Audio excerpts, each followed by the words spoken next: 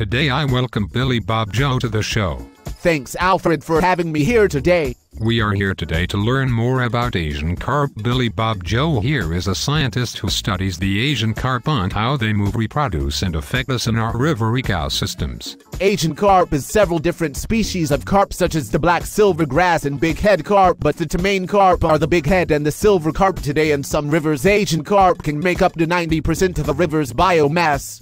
Wow, that is amazing, but then how does it affect the native fish? Well, it pushes out most of the native species, such as the catfish, to the point where you won't ever see one. How does that affect the people who depend on the river for their life? Well, to people who live on the river and don't commercially fish, it gives them an abundant fish, but it is dangerous. The fish can really hurt you. What about the people who commercially fish on the rivers?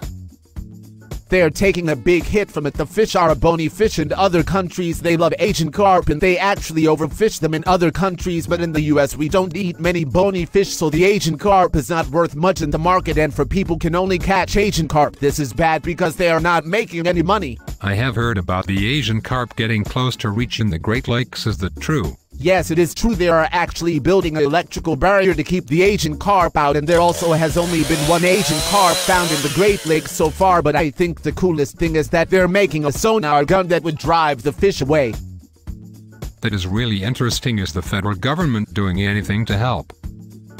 Yes, they actually are. In the past 3 years, they have spent over $156.1 million in trying to stop the spread of Asian carp.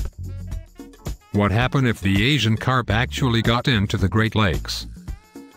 They would spread like wildfire. As an abundant source of food and room to move and reproduce, it would be a hazard to fishing man, because on an average day there is over 1,000 people on the for recreation, and since the fish jump out of the water by koozie motors, there would be many injuries. Then for the fishing industry, it would ruin the $7.1 million fishing industry for the Great Lakes, because they would drive the native fish out like they do in the river.